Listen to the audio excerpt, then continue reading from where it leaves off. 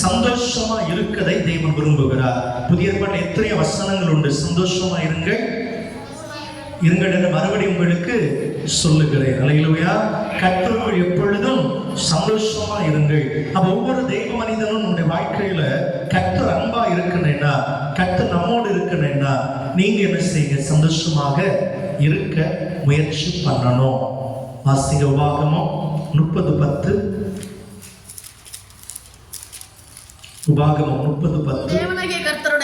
தேவனாகிய கர்த்தருடைய சத்தத்துக்கு செவி கொடுத்து இந்த நியாயப்பிரமாண புஸ்தகத்தில் எழுதியிருக்கிற அவருடைய கற்பனைகளையும் அவருடைய கட்டளைகளையும் கைக்கொள்ளும் போது உன் தேவனாகிய கர்த்தரிடத்தில் முழு இருதயத்தோடும் முழு ஆத்துமாவோடும் திரும்பும் போது கர்த்தர் உன் பிதாக்கள் மேல் சந்தோஷமா இருந்தது போல, கர்த்தர் பிதாக்களிடத்தில் சந்தோஷமா இருந்தது போல உண்மையிலும்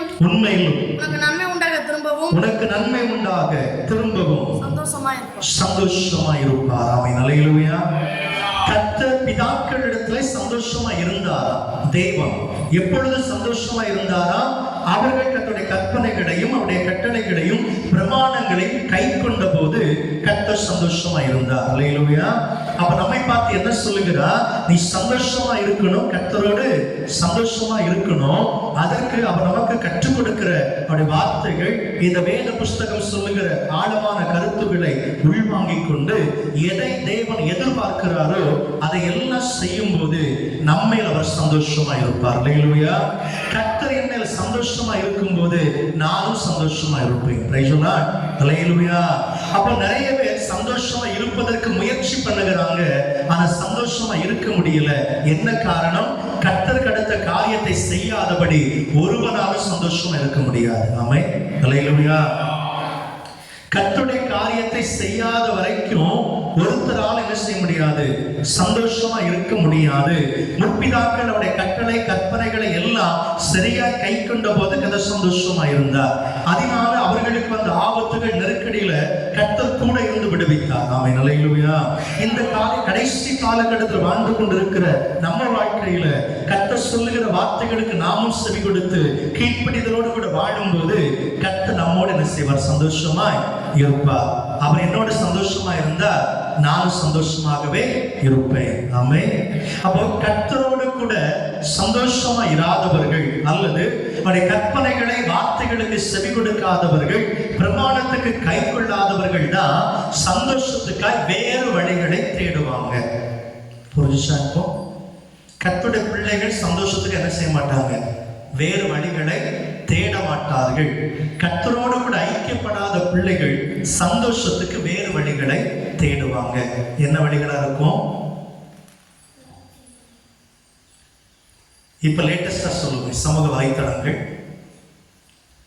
விளையாட்டுகள், களியாட்டங்கள், போதை வஸ்துக்கள், சரியா, பாலியல் இச்சையான காரியங்கள், இதையெல்லாம் எப்ப விரும்புறாங்க? கர்த்தருடைய அன்பை இழக்கும் போது. கர்த்தரோடு கூட சந்தோஷமா இராதவர்கள் தான் சந்தோஷமா இருக்கணும் என்பதற்காக எதையோ செய்து பார்க்கிறாங்க. எதிலையும் சந்தோஷம் இல்லை, நஷ்டம் தான் மிச்சம். ஆமென். அல்லேலூயா.